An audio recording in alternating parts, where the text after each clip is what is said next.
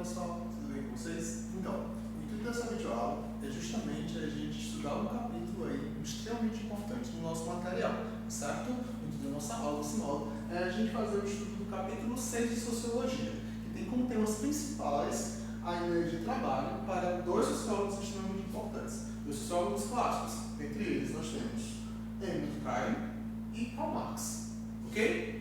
Para a gente começar a explicar esse tema, a gente vai focar em dois pontos importantes. Então vamos lá. Primeiro precisamos entender o que seria a ideia de tempo, tá certo? Tempo, tanto na concepção de natureza quanto na concepção cronológica, assim como a ideia de trabalho, ok? Vamos lá. Primeiro tópico, a gente tem que entender a ideia de tempo. Tempo, para as sociedades mais antigas, era visto a partir de ciclos da natureza. Desse modo, esse tempo, ele era o tempo da natureza.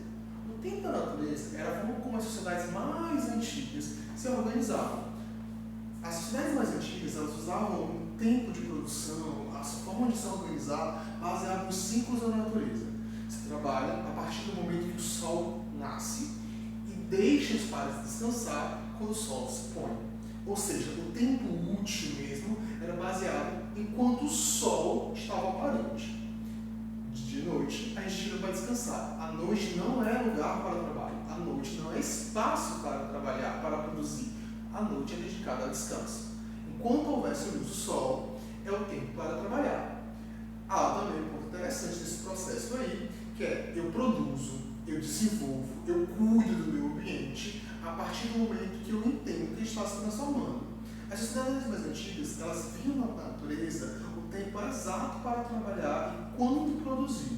Um exemplo disso é a fábula da cigarra e da formiga, onde a gente vai observar o seguinte ponto. As formigas entendem que o inverno está chegando e aí elas precisam trabalhar para guardar alimento para poder viver o tempo do inverno. Observaram? A gente nota que a organização do tempo delas, de como se produz, se dá a partir da percepção das mudanças da natureza. Ok? Isso se modifica a partir do século XVIII com a Revolução Industrial. Lá na Revolução Industrial eu vou ter aí o tempo cronológico, o tempo do relógio. O tempo do relógio ele se manifesta a partir da ideia da fábrica, a ideia do relógio, a ideia que eu vou observar da carga horária que eu preciso cumprir. Nesse momento de revolução industrial, de avanço de tecnologia, o trabalhador que antes vivia no campo e a partir do êxodo rural, ele precisa viver agora na cidade, ele se manifesta, ele se organiza a partir de uma nova lógica, a lógica do tempo do relógio. Nessa lógica, a gente observa que as coisas não são mais baseadas no ciclo da natureza. Elas não são mais baseadas no nascer e pôr do sol. As coisas são baseadas no tempo que a fábrica quer que você trabalhe. Então, você tem o horário para entrar, o horário do café e o horário para sair. A sua carga horária, então, é diferente. Você pode trabalhar no turno manhã e tarde, assim você pode trabalhar no turno da noite. E aí, a lógica, ela se inverte. Perceberam que há uma diferença bem gritante na ideia de tempo da natureza baseado nos ciclos da natureza e no tempo do sol, enquanto que o tempo da fábrica ele é baseado no tempo do relógio, baseado em horas, que é baseado em uma carga horária para ser aplicada. Essas duas divisões de tempo, essas duas percepções de mundo, modificaram muito também a forma como os seres humanos viviam na sociedade. Logo, a forma de trabalho, que a gente entende como transformar a natureza, também se modifica. Ok? Para entendermos melhor essas duas ideias, a gente vai puxar para o pensamento de dois sociólogos. Dentre eles, nós temos aí o Emile Durkheim, certo? Que ele vai falar da solidariedade mecânica, tá? E o Karl Marx, que vai falar da divisão aí do trabalho. Para o Durkheim, a divisão do trabalho, ela é essencial e ela é mais moral do que qualquer outra coisa.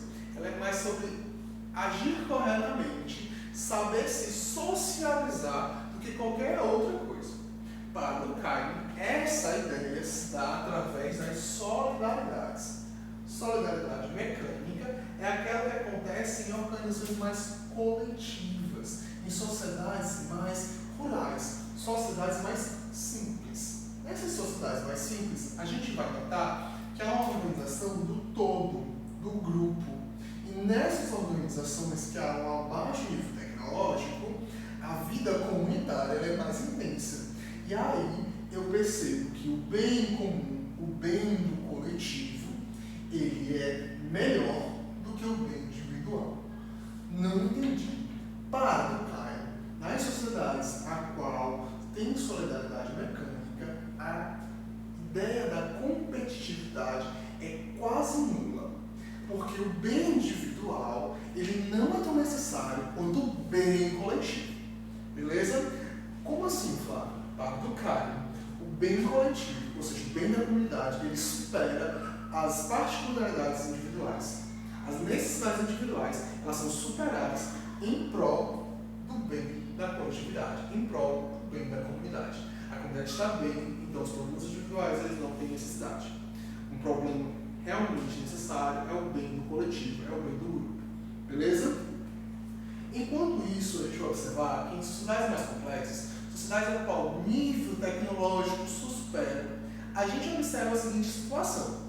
Quanto maior a tecnologia, maior a área de visão do trabalho, consequentemente a sua especialização. Quanto mais especialista você é, do Caio vai nos alertar que a gente se torna mais dependente. Ele vai dizer que cada atividade ela gera uma independência à medida que ela gera uma dependência. Para o Caio, nas sociedades mais complexas, a gente vai perceber que para que eu possa trabalhar, alguém precisa produzir um outro trabalho para me sustentar. Como assim, Flávio? Vamos analisar a seguinte questão. Eu, Flávio, sou professor. Eu não produzo alimento, eu não produzo roupa, eu não produzo casa, eu não produzo energia, eu não produzo entretenimento. Para que eu tenha acesso a essas outras coisas, esses outros serviços, eu preciso, certo? Que alguém trabalhe nessas áreas. Eu preciso de um agricultor que produza lá em sua horta as verduras e as frutas que eu irei consumir. Eu preciso de uma modista que vai produzir roupas, uma costureira que vai costurar essas roupas para que eu possa vestir.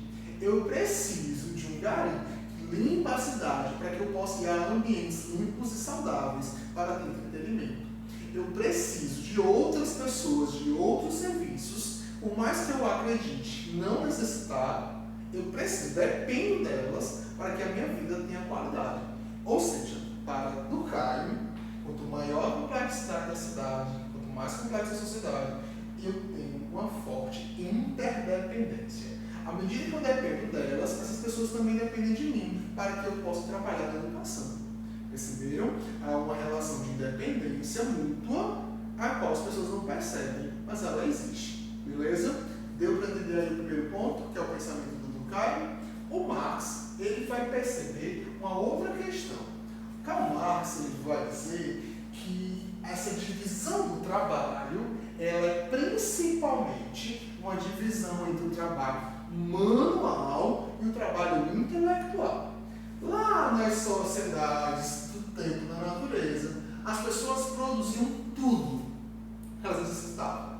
Elas entendiam que todo o seu processo produtivo, desde a retirada da matéria-prima da natureza até o produto final. O marceneiro, ele era aquele que era um lenhador, que ia na floresta, retirava a árvore, ele entendia qual era o tipo de árvore que precisava para fazer, por exemplo, uma mesa.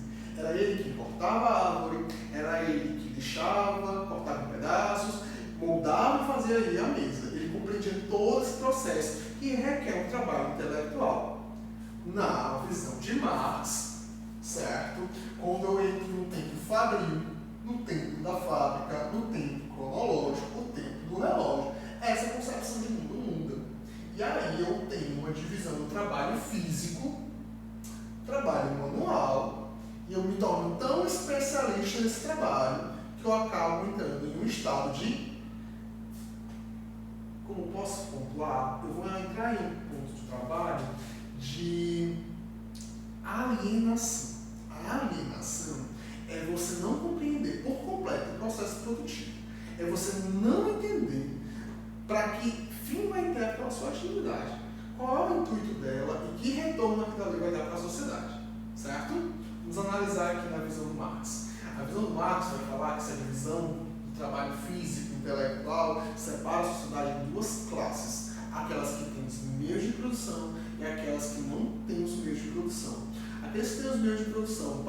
Marx é a burguesia.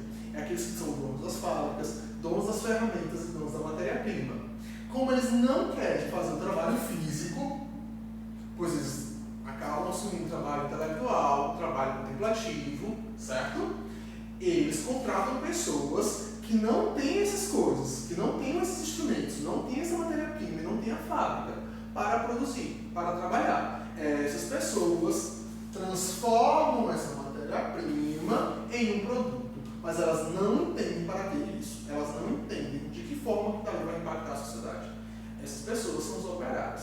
Para Marx, então, a sociedade é dividida em duas classes: aqueles que têm os meios de produção e aqueles que não têm. Eu tenho burguesia e proletário, ok? Tendo esses conceitos aí em mente, a gente vai para outros dois conceitos extremamente importantes. Como é que essas pessoas chegaram nesse estágio? Porque elas viviam aqui na natureza. E aí surge a Revolução Industrial. A Revolução Industrial vai transformar as coisas.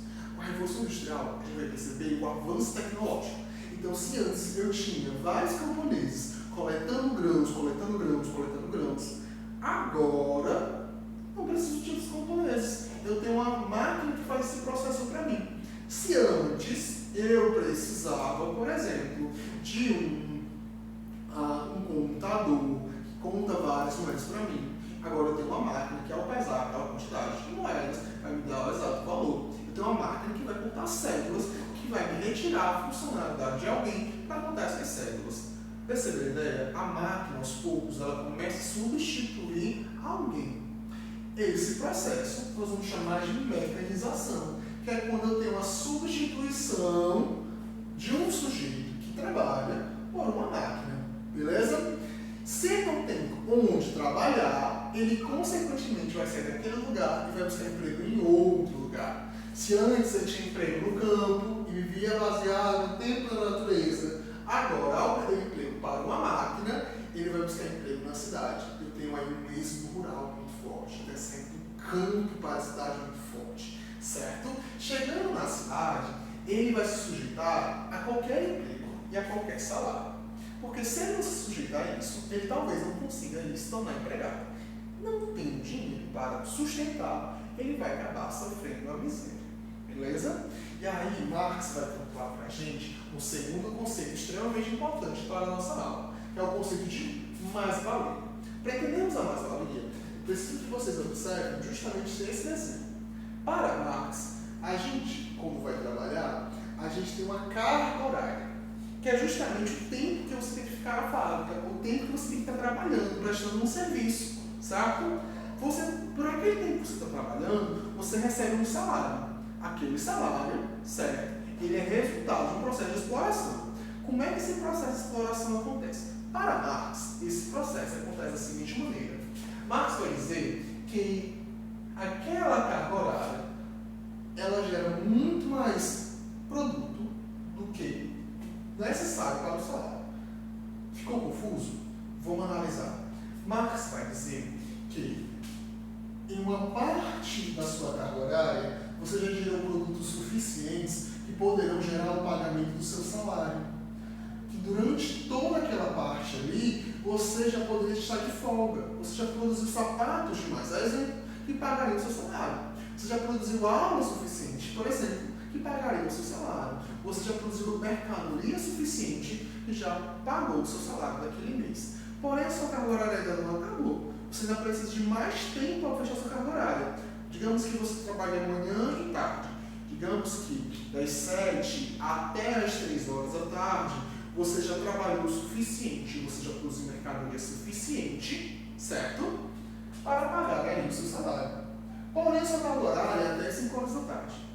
Então, das 3 até as 5 horas, aquelas 2 últimas horas ali, que você continua produzindo mercadoria essa que será vendida, certo? Ela não vai ser usada para pagar o seu salário. Aquela carga horária ela vai ser usada para gerar um produto que vai ser vendido e esse valor arrecadado vai ficar para o patrão. Essa visão, segundo Marx, é o que nós vamos chamar de lucro.